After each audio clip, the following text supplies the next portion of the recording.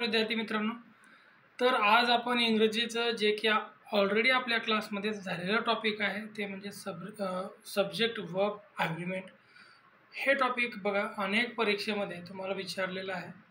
म्हणजे जे काही बेसिक असेल नोट्स असतील किंवा हा इंग्रजीमधला बेसिक पार्ट आपण याला म्हणू शकतो. म्हणजे एखाद्या विधानामध्ये जर सब्जेक्ट आणि वर्ब याची जर जोडणी योग्य पद्धतीनं असेल, त्यावरूनच एखादं विधान काय काय केलं जाऊ शकतं, पूर्ण केलं जाऊ शकतं. त्याच वरती हा टॉपिक आहे. म्हणजे काय होतं बघा, काही वेळा टेन्समध्ये बदल केला जातो किंवा आयोग काय करतो, एखादं विधान प्रिलर फॉर्ममध्ये असतं पण वर्ब देत असताना सिंग्युलर फॉर्ममध्ये देतं.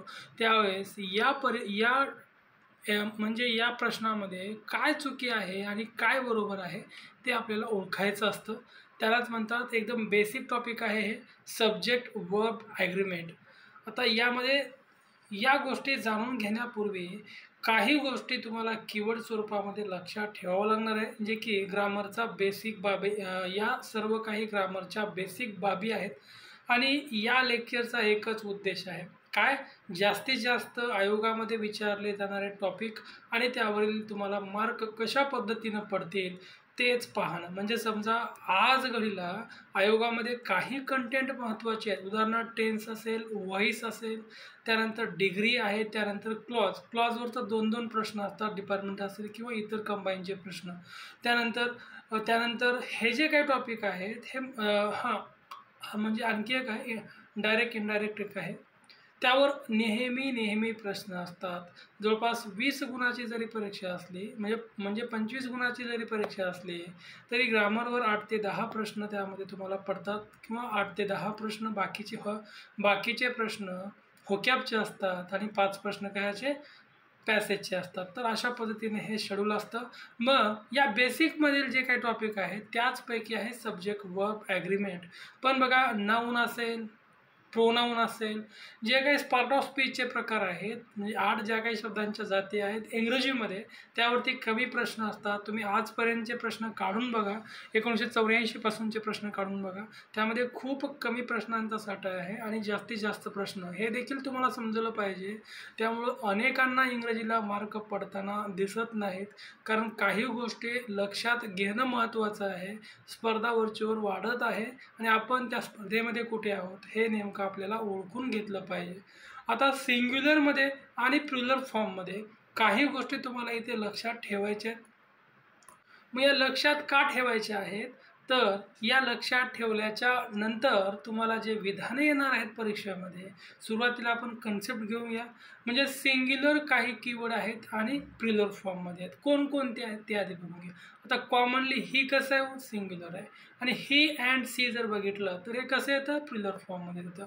नायदर, फक्त नायदर, नॉर नाही, मी तुम्हाला पुढे सांगणार आहे. नायदर हा कीवर्ड जो आहे किंवा प्रिपोजिशनल फ्रेजेस जे आहेत ते कशामध्ये येतं, सिंग्युलरमध्ये. त्यानंतर द नंबर ऑफ आहे, पण अ नंबर ऑफ जर म्हणलं तर ते कशामध्ये गेलो, प्लुरल फॉर्ममध्ये गेलं.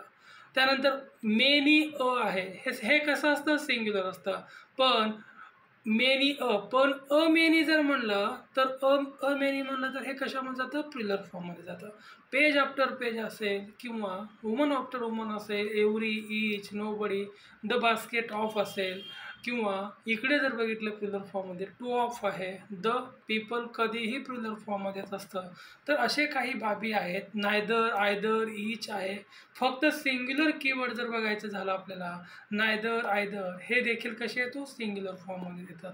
त्यामुळं ह्या सर्व गोष्टी तुम्हाला या टॉपिकमध्ये लक्षात ठेवायचे काय, कोणता सिंग्युलर कीवर्ड आहे आणि कोणता प्लुरल फॉर्ममध्ये आहे, एवढंच या चार्टच्या माध्यमातून तुम्हाला इथे लक्षात ठेवायचे.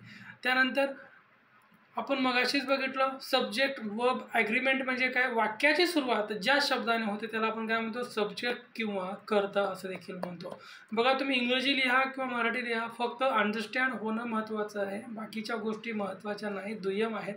सब्जेक्टनुसार काय ठरत असतो, कर्त्यानुसारच क्रियापद ठरत असते किंवा वर्ब ठरत असतो. कशानुसार, सब्जेक्टनुसार वर्ब ठरत असतो. ज्या विधानामध्ये सिंग्युलर सब्जेक्ट असेल किंवा सिंग्युलर कर्ता असेल तर त्या विधानामधील वर्ब जो आहे तो देखील कसा असतो, सिंग्युलरच प्रमाणामध्ये काय होतो येतो. जर वाक्यातील सब्जेक्ट प्लुरल असेल तर येणारा वर्ब देखील आपल्याला कसा घ्यायचा आहे, प्लुरल फॉर्ममध्ये घ्यायचे. आणखी काही गोष्टी आहेत त्या देखील मी तुम्हाला पुढे सांगणारच आहे. बघा, आणखी काही कीवर्ड तुम्हाला आणखी लक्षात ठेवावे लागणार आहे. त्यापैकी जर बघायचं झालं, आयदर असेल, मगाशीच आपण पाहिलेलं आहे. Either, neither, each, everyone, one of the, none असेल, यांच्यासोबत नेहमी सिंग्युलरच वर्ब येतो. जरी हे आपल्याला प्लुरल फॉर्ममध्ये वाटत असले तरी देखील फक्त सिंग्युलरच काय येतो, वर्ब सिंग्युलरच त्यामध्ये येत असतो, सिंग्युलर वर्ब त्यामध्ये येत असतो. आता आणखी काही प्रिपोजिशनल फ्रेजेस आहेत. प्रिपोजिशनल फ्रेजेसमध्ये जर बघायचं झालं तर त्यामध्ये ॲज विल ॲज आहे, ॲज विल ॲज आहे, त्यानंतर अलॉंग विथ आहे, त्यानंतर नायदर नॉर आहे, अकम्प्लिटेड बाय आहे, त्यानंतर इन ॲडिशन टू विथ आहे, टुगेदर विथ आहे, अँड नॉट आहे, एक्सेप्ट आहे, बिसाईड आहे. जर आणखी एक आहे, जर हे कीवर्ड जर तुम्हाला आलेले दिसले विधानामध्ये आणि नायदर नॉर आयदर ऑर जर आलेले दिसले पण हे वेगळं आहे, थोडक्यामध्ये हे कीवर्ड म्हणजे as well as, along with, neither nor, accompanied by आहे. आता या कीवर्डचा संबंध इथं आहे, पण यामध्ये आपण बघा इथं पण नायदर म्हणत आहोत आणि इथं पण, मग यामध्ये नायदर येईल का, नाही, तर फक्त नायदर येणार, नॉर येणार नाही. As well as, along with, neither, accompanied by आहे, त्यानंतर इन ॲडिशन टू, विथ आहे, together with, and not, except, beside. हे जर कीवर्ड तुम्हाला वाक्यामध्ये दिसले तर पहिल्या सब्जेक्टनुसार वर्ब जो काही क्रियापद आहे पहिल्या सब्जेक्टनुसार, तर वर्ब कशानुसार, पहिल्या सब्जेक्टनुसार घ्यावं लागतं. त्यानंतर नायदर नॉर आणि आयदर ऑर जे आहे, म्हणजे नायदर नॉर आणि आयदर ऑरच्या वाक्यामध्ये सब्जेक्ट हा दुसऱ्या कर्त्यानुसार घ्यावा लागतो. म्हणजे सब्जेक्ट म्हणजे दुसऱ्या सब्जेक्टनुसार आपल्याला वर्ब घ्यावा लागतो. म्हणजे याच्या जो काही बाजूला असणार आहे दुसरा सब्जेक्ट त्यानुसारच आपल्याला पुढील क्रियापद घ्यावं लागतं. ते कसं घ्यायचं आपण आयोगाचे प्रश्न पाहताना पाहूया. तर पुढे काही संख्या आहेत बघा, 20 मैल, 10 पाऊंड, 100 किलोमीटर, अशा ज्या काही बाबी आहेत किंवा ज्या काही बाबी आपण परिमाणामध्ये मापन करतो त्या जर तुम्हाला विधानामध्ये दिसल्या तर त्यांचा एक गट मानून त्या एकवचनी मानल्या पाहिजेत. म्हणून सिंग्युलर जो काही सिंग्युलर वर्ब जो आहे तो आपल्याला घ्यावा लागणार आहे. म्हणून या बाबी लक्षात ठेवा. त्यानंतर पुढे बोथच्या पुढे नॉट कधीही येत नाही आणि जर ते आलं तर काय असणार आहे, चुकीचं ठरणार आहे. आता पुढे काही आणखी एक आहे बघा, अपॉस्ट्रॉफी एस किंवा यस ऑफ, चाचीचे जे काही षष्टी विभक्तीची प्रत्यय आहेत ते आपल्याला बघायची थोडक्यामध्ये. आधी बघूया सुरुवातीला 2023 आयोगाने विचारलेला प्रश्न कोणता आहे तो आधी आपण घेण्याचा प्रयत्न करूया. डिपार्टमेंटल PSI मध्ये 2023चा प्रश्न विचारलेला आहे. यावरतीच काय बघा, the tables leg was broken, the cover of the book was beautiful, the house roof was painted. तर हे अशा पद्धतीनं आहे. हे 3 विधानं तुम्हाला दिलेली आहेत, पण यामध्ये तुम्हाला विचारलं काय, करेक्ट विचारलेलं आहे. करेक्ट शब्द कोणती आहेत. आता टेबल वगैरे कसं आहे हो, टेबल म्हणजे सजीव आहे की निर्जीव आहे, लिव्हिंग थिंग्स आहे की नॉन लिव्हिंग. मग ज्या काही निर्जीव वस्तू असतात त्यांना अपॉस्ट्रॉफी एस कधीच येत नाही, फक्त तिथं काय येणार, ऑफ येणार. म्हणजे द लेग ऑफ टेबल अशा पद्धतीची त्याची टॅगलाईन होणार. तसेच the cover of the book, आता बुक कसं आहे आणि हे कवर कसं आहे, निगेटिव्ह आहे, त्यामुळे हे बरोबर आलं. म्हणजे निगेटिव्ह म्हणजे निर्जीव आहे, त्यामुळं त्या ठिकाणी जो ऑफ आलेला आहे ते बरोबर आहे. आता हाऊस पण कसं आहे, निर्जीव आहे, पण तिथं अपॉस्ट्रॉफी येईल का, नाही येणार. मग करेक्ट विचारलं आहे, फक्त पर्याय क्रमांक 2 जी आहे करेक्ट आहे. तर त्या कन्सेप्टवर आता आपण कन्सेप्ट बघूया. ही आहे आपली कन्सेप्ट. कशा पद्धतीने बघा, या कन्सेप्टनुसार कशा पद्धतीने लागू होतं.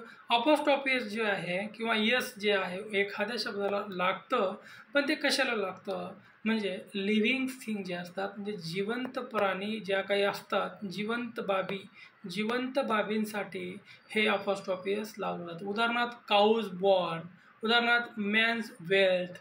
आता हे जे आहेत मॅन आणि काऊ कसे आहेत हो, म्हणजे निर्जीव आहेत की सजीव आहेत, सजीव आहेत, त्यामुळे तिथं काय लागणार, अपॉस्ट्रॉफी एस लागणार. पण त्याच पद्धतीने जर बघायचं झालं ऑफ कशा पद्धतीने लावलं जातं बघा, नॉन लिव्हिंग थिंग जे आहेत म्हणजे निर्जीव ज्या बाबी आहेत, निर्जीव बाबीसाठी हे काय लावलं जातं, ऑफ लावलं जातं. मग टेबल्स अशा पद्धतीने अपॉस्ट्रॉफी एस न लावता अ लेग ऑफ टेबल आपल्याला अशा पद्धतीने लिहावं लागतं. किंवा फॅन्स ब्लेड न लावता अ ब्लेड ऑफ फॅन अशा पद्धतीची टॅगलाईन आपल्याला घ्यावी लागते. एवढीच कन्सेप्ट आहे आणि या कन्सेप्टवरती 23मध्ये प्रश्न येऊन गेलेला आहे तुम्हाला. तर ज्यांनी सोडवला असेल त्यांना चांगल्या पद्धतीने समजलं असेल, ज्यांचा चुकला असेल त्यांना तर आणखी जास्त समजलं असेल. चला पुढील आणखी काय टॉपिक. आता काय आहेत, आयोगाचे प्रश्न आहेत. कशा पद्धतीने सोडवणार आहेत बघा. आत्ताच तुम्हाला काय सांगितलं मी, बोतच्या पुढे म्हणजे बोत जे आहे त्याच्या पुढे काही बाबी येत नाहीत बघा. आत्ताच आपण त्याचा कीवर्ड पाहिलेला आहे. बोतच्या पुढे म्हणजे नॉट येतं का, वाक्य बघायची देखील गरज नाही. Both Raman and Raj were not present there. आता हे जे विधान आहे बघायची गरज आहे का नाही, पण बोथच्या पुढे नॉट येत नाही. आपण आत्ताच पाहिलं ना बघा, आणखी एकदा मी दाखवतो तुम्हाला, हे पाहून घ्या. बोथच्या पुढे काय येत नाही हो, बोथच्या पुढे नॉट कधीही येत नाही. तरी जर आलेलं असेल तर ते विधान कसं असणार आहे, चुकीचं ठरणार आहे. तर अशा पद्धतीनं हे टॉपिक आपल्याला कव्हर करायचे आहेत. आणखी प्रश्न बघूया. बरं, बोथच्या पुढे काय म्हणलं आपण, नॉट येणार नाही, त्यामुळं ते विधान काय झालं, चुकीत ठरलं. Neither Raman nor Raj was present there. तर नायदर आणि नायदर नॉरचं जे काही विधान आहे, ज्यावेळेस आपण करता घेत असतो त्यावेळेस नॉरचा जो काही बाजूचा सब्जेक्ट आहे त्यानुसार पुढील सब्जेक्ट आपल्याला घ्यायचा असतो. म्हणजे नायदर नॉरच्या विधानामध्ये जे नॉरच्या बाजूचा जो काही दुसरा करता असतो, म्हणजे हा पहिला झाला रमन आणि दुसरा कोणता, राज. राजनुसार पुढील वर्ब घ्यायचा असतो. राज कसं आहे, सिंग्युलर आहे. मग वॉज कसं आहे, सिंग्युलर, म्हणून ते आपल्याला बरोबर विधान आहे. म्हणजे ब जे आहे ते बरोबर आहे या विधानामध्ये. तर अशा पद्धतीने हे विधानं सोडवायची असतात. त्यानंतर पुढे आहे बघा, neither he nor I dash कमी. तर आयच्या पुढे काय आहे तर तुम्हाला सर्वांनाच माहिती आहे, कारण नॉरच्या पुढील जो करता आहे त्यानुसार आपल्याला आय एम इथं घ्यावं लागतं. त्यानंतर पुढे बघा, Shrirama as well as Sita dad's visiting the town. आता यामध्ये ॲज विल ॲजचं विधान आलेलं आहे, म्हणून ॲज विल ॲजच्या वाक्यामध्ये पहिल्या कर्त्यानुसार वर आपल्याला घ्यावा लागतो. ॲज विल ॲजनं जोडलेली जी विधानं आहेत, मग श्रीरामनुसार आपल्याला काय काय करावं लागेल, सिंग्युलर आहेत ना राम, एक काय सिंग्युलर आपल्याला घ्यावं लागेल, म्हणून इथं इज बरोबर बसवून जाईल. इज व्हिजिटिंग द टाउन, त्यामुळे पर्याय क्रमांक 1 योग्य आहे. त्यानंतर मेनी अ फ्लावर. आता बघा, मेनी अ फ्लावर जो आहे, many a flower want to bush unseen. आता यामध्ये जर बघितलं, मी सरळ सरळ सांगितलं आहे, मेनी अ कसं आहे, सिंग्युलर असतं. उदाहरणार्थ जर समजत नसेल तर डायरेक्ट मेनीवर एक रेष मारायची. अ कसं आहे, सिंग्युलर आहे, म्हणून मेनी अ जर आलेला असेल तर याच्या पुढे येणारा या ठिकाणी एक काय गाळलेली जागा आहे, परंतु प्रश्नामध्ये आपण सलग घेतलेला आहे, तर तिथं काय येणार, इज येणार. म्हणून अ मेनी जर म्हणलं तर तो प्रिलर फॉर्ममध्ये जाणार, पण मेनी अ म्हणलं तर काय, सिंग्युलर फॉर्ममध्ये. एवढं सरळ साधं सोपं आहे. तो डिपार्टमेंटचा 23चा प्रश्न आपण मग अशीच बघितलेला, की जिवंत वस्तूंना अपॉस्ट्रॉफी एस लावलं जातं, निर्जीव वस्तूंना लावलं जात नाही, म्हणून टेबल्स लेग नाही तर द लेग ऑफ टेबल अशा पद्धतीची त्याची वाक्यरचना होणार. आणि या पण पद्धतीला हाऊस पण कसं आहे, निर्जीव, टेबल पण निर्जीव, ऑफ त्यामध्ये येतं, म्हणून बी नंबरचं जे विधान आहे ते बरोबर येणार. मग अशीच आपण कव्हर केला तो प्रश्न. हा प्रश्न बघा, इनकरेक्ट म्हणलेला आहे. Each bush and each trees has the right to grow in the ground. आता यामध्ये जर बघितलं, ईच कसं आहे, सिंग्युलर आहे, ईच कसं आहे, सिंग्युलर आहे, मग आपल्याला इनकरेक्ट विचारलेलं आहे. मग नायदरमध्ये बघूया, नायदर नॉर श्याम यानुसार जर आपला पुढचा वर्ब बघितला आपण तर काय, हॅव आहे का, हॅव कसं आहे, सिंग्युलर आहे, म्हणून काय पाहिजे, हॅज पाहिजे, कारण श्यामनुसार आपल्याला वर्ब एकच करायचे ना, सिंग्युलर. हॅव कसं आहे, प्रिलर फॉर्ममध्ये, म्हणून ते चुकलं, इनकरेक्ट सापडलं, म्हणून पर्याय क्रमांक 2 योग्य आहे. Shanti and Sumati go be hand in hand. आता हे बरोबर आहे, अँडनं जोडले आहेत. पुन्हा बघा, आयदर ऑरचं जे विधान आहे यानुसार करता घ्यावा लागतो. कशानुसार, दुसऱ्या कर्त्यानुसार, म्हणजे यानुसार वर्ब आपल्याला घ्यावा लागतं, मग ते काय येणार, हॅज येणार, म्हणून ते पण बरोबर आहे. मग चुकलं कोणतं, 2 नंबरचं, 2 नंबर इनकरेक्ट आहे. एवढे सरळ साधे सोपे प्रश्न आहेत. आणि त्यावरतीच आपल्याला मार्क देखील मिळणार आहेत. त्यानंतर पुढे बघूया, आणखी काही प्रश्न घेण्याचा प्रयत्न करूया. तर पुढे आहे बघा, वन कन्सेप्टचे आहेत ते आपण आत्ताच घेणार नाही, पुढील टॉपिक आहे तो वन कन्सेप्टचा. पुढचा प्रश्न बघूया. हां, यामध्ये बघूया आता, हे जे विधान आहे, either she or they have to attend the meeting. आता यामध्ये आयदर ऑर आलेला आहे, म्हणून दे नुसार जर आपल्याला करता घ्यायचं असेल तर काय घ्यावं लागेल, हॅव. प्लुरल फॉर्म आहे म्हणून बरोबर विधान आहे, एवढंच बघायचं. आणि विधान कसं आहे, राईट आहे म्हणून गोल करायचं. तर हे सगळे प्रश्न आपण घेत आहोत. बघा पुढे बघा, चूज द इनकरेक्ट सेंटेन्स आहे. Each of the candidates. आता यामध्ये आर आलेला आहे, ईच कसं आहे, सिंग्युलर आहे. आपण मगाशीच सांगितलेलं तुम्हाला, ईच वगैरे जे काही 2 कॉलममध्ये सांगितलेलं आहे ते कसं आहे, सिंग्युलर आहे. म्हणून ते काय झालं, चुकलं ना, इनकरेक्ट झालं ते. त्यानंतर नायदर ऑफ दिस. नायदर कसं आहे, नायदर ऑफ दिस. यामध्ये जर बघितलं तर माय फॅमिली आर. आता माय फॅमिली कसं असतं, सिंग्युलर की प्लुरल. फॅमिली हा शब्द ऑलरेडी प्लुरल फॉर्ममध्ये आहे, म्हणून ते देखील प्लुरल फॉर्ममध्ये जातं, म्हणून पर्याय क्रमांक 2 त्यामध्ये योग्य येतं. तर हे अशा पद्धतीचे विधान आहेत, तुम्हाला लक्षात ठेवायचे. तर हा प्रश्न बघा, यावरलाच आहे. सब्जेक्ट ॲग्री करेक्टली कोणता प्रश्न आहे विचार. बघा ईच कसं आहे, सिंग्युलर आहे, मग या पण याच्यामध्ये ईच आहे, या पण याच्यामध्ये ईच आहे, मग इथे हॅव आलं, मग काय झालं, चुकलं. म्हणून पहिलं कोणतं विधान आहे, 1 नंबर बरोबर येतं. आता खालील जर बघायचं झालं, एव्हरी वगैरे सिंग्युलर आहेत, मग वेअरचं जे विधान आहे ते पण काय झालं, चुकीचं आहे. आणि खालील जर विधान बघितलं, वॉज अटॅक्ड वॉज, आता हे जर विधान आहे हे देखील कसं आहे, चुकीचं आहे. म्हणून आपल्याला 1 नंबरचं विधान बरोबर आहे. त्यानंतर either the children or the milkman at dad dash knocking the door. आता यामध्ये ऑरनं जोडलेली आहेत, मग पुढचा कोणता हे आहे, करता कोणता आहे, मिल्कमॅन आहे, कारण ऑरनं आहे म्हणून. दुसऱ्यानुसार करता म्हणून इज घ्यावं लागेल. मिल्कमॅन कसं आहे, सिंग्युलर आहे. एवढं सरळ साधा सोपे प्रश्न आहेत, मार्क पडणं काहीच अवघड नाही पूर्वमध्ये. आता हा प्रश्न बघा, डिपार्टमेंटला 11चा प्रश्न आहे. Each of the student given a pencil. आता इच कसं आहे, सिंग्युलर आहे, म्हणून ज्यावेळी इच ऑफ द, इथं डॅशमध्ये इथं थोडंसं आपण डॅश केलेलं आहे, त्यामुळं वॉज येतं सिंग्युलर फॉर्ममध्ये. हे डिपार्टमेंटचे प्रश्न आहेत. तर अशा पद्धतीने हे प्रश्न सोडवायचे आहेत. भरपूर आपण लाईव्हमध्ये देखील घेतलेले आहेत. पुढील टॉपिक आहे बघा, वन कन्सेप्ट. वन कन्सेप्ट म्हणजे काय असतं बघूया आधी. बघा मी काही कीवर्ड तुम्हाला इथे पण सांगणार आहे, आणि ते जर कीवर्ड आलेले असतील तर विधान कधीही तुम्हाला सिंग्युलर फॉर्ममध्ये घ्यावं लागतं. मग त्यामध्ये बघा,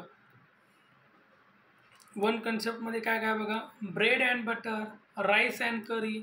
म्हणजे 2 गोष्टी मिळून ज्यावेळेस एकत्र येतात आणि त्यापासून एकच गोष्ट होते. उदाहरणार्थ ब्रेड अँड बटर आपण कसं करतो, एकत्र करून खातो. राईस अँड करी कसं करतो, एकत्र करून खातो. हॅमर अँड स्टिक हे पण कशामध्ये ते एकत्रित बाबी आहेत, स्लो अँड स्टेडी. त्यानंतर truth and honesty, horse and courage असेल, क्राऊन अँड ग्लोरी असेल, राईस अँड फेल असेल, कमिंग अँड गोईंग असेल. आता हे जे कीवर्ड आहेत, एज अँड एक्सपिरियन्स आहेत, हे या सर्व कीवर्डला वन कन्सेप्ट अशा पद्धतीनं संबोधलं जातं. आणि ह्या वन कन्सेप्टमध्ये कशा पद्धतीनं वर्ब असतं, सगळं काही वर्ब कशा पद्धतीनं असतं, सिंग्युलर असतं. त्यामुळे हे लक्षात ठेवायचं. वन कन्सेप्टचं कधीही वर्ब हे कसं असतं, सिंग्युलर असतं. मग हे जर कीवर्ड तुम्हाला दिसतील तर तुम्हाला विधान सिंग्युलर पद्धतीने करावं लागेल.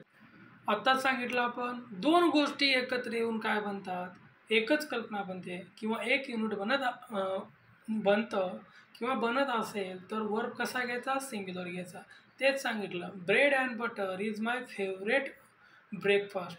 ह्या 2 गोष्टी एकत्र येत आहेत कशामध्ये, ब्रेकफास्टमध्ये, म्हणून सिंग्युलर फॉर्ममध्ये. राईस अँड करी हे पण कसं एकत्रच आहे. टाईम अँड टाईड असेल, असे अनेक, बॅग अँड बॅगेज असेल, ब्रेड अँड मिल्क असेल, या सर्व काही बाबी वन कन्सेप्टमध्ये आपल्याला पाहायच्या आहेत. सर्वांच्या पुढे वर्ब कसा येतो, सिंग्युलर येत असतो. तर आता प्रश्न बघूया त्यामध्ये, पीस अँड प्रॉस्पॅरिटी. आता यामध्ये बघा हे पण कसं आहे, वन कन्सेप्ट आहे, म्हणून इथं काय येणार, सिंग्युलर आलेला आहे का, इज आलेला आहे का, ओके आलेला आहे. आय ॲज विल ॲज आपल्याला कशानुसार घ्यावं लागेल, ॲज विल ॲजचं विधान आहे म्हटल्यानंतर आयनुसार करता घ्यावं लागेल आणि काय आलेलं आहे, आय मिळालेलं आहे. म्हणून बोथ आर राईट म्हणजे 4 नंबरचं उत्तर बरोबर आहे. त्यानंतर आत्ताच बघितलं आपण barley barley wheat and rice जे आहे किंवा गहू आणि भात जो आहे तो आपल्याला कशामध्ये घ्यावं लागेल. मग हे दोन्ही एकत्रच आपल्याला घ्यावं लागतं. मग काय येणार, ईज येणार कारण ते धान्य आहेत. 20 मैल्स मग अशी सांगितलं तुम्हाला, अशा पद्धतीची संख्या आली तर ती पण काय करावं लागेल, सिंग्युलरमध्येच घ्यावं लागेल. म्हणून याचं पण ईज आणि याचं पण ईज अशा पद्धतीनं म्हणजे बेअरली वगैरे आहेत ना, हे आपल्याला इथं आपल्याला आर लावावं लागेल यामुळं. म्हणून पर्याय क्रमांक 3 योग्य आहे. आता पुढे आहे बघा वन कन्सेप्टची जी काही उदाहरणं आहेत. हे आहे बघा वन कन्सेप्ट 10 पाऊंड्स. इथं काय येणार, रोज जेवढ्या काही संख्या स्टार्टिंगला येतात ते कसं असतं, सिंग्युलर असतं, ईज येणार. 20 मैल इथे पण काय येणार, ईज येणार. आणि डिअर डॅडॅश एज अँड बिकम म्हणजे ब्रेकफास्ट, हे पण हे काय वन कन्सेप्टचं उदाहरण आहे. म्हणून पर्याय क्रमांक 2 येणार. तिन्ही ठिकाणी आर आर अशा पद्धतीने आपल्याला विधान पाहायचं आहे. तेच विधान आहेत, वेगळं असं काही नाही. पुढे बघा इनकरेक्ट विचारलं आहे. 50,000 रुपीज. आता मी म्हणलेलं आहे ज्यावेळेस आकडे येतात ते कसं पाहिजे, सिंग्युलर पाहिजे. ईज बरोबर आहे. 10 मैल आर आलं म्हणजे जे काही आकड्याच्या पुढे आर आलं म्हणजे कसं झालं, चुकीचं झालं. बाकीचे सर्व विधानं बरोबर आहेत. तर हे लक्षात ठेवा. अशा पद्धतीनं अभ्यास करा तरच आपला निभाव लागणार आहे. इंग्रजीला पूर्ण स्किप करतो मी, सामान्य ज्ञानवरती पूर्व काढतो. आता शक्यतो अवघड झालेलं आहे सगळं, त्यामुळे इंग्रजी देखील तेवढंच महत्त्वाचं आहे. त्यामुळे त्याच्याकडे जास्तीत जास्त लक्ष द्यावे. याच ठिकाणी आपण थांबूया.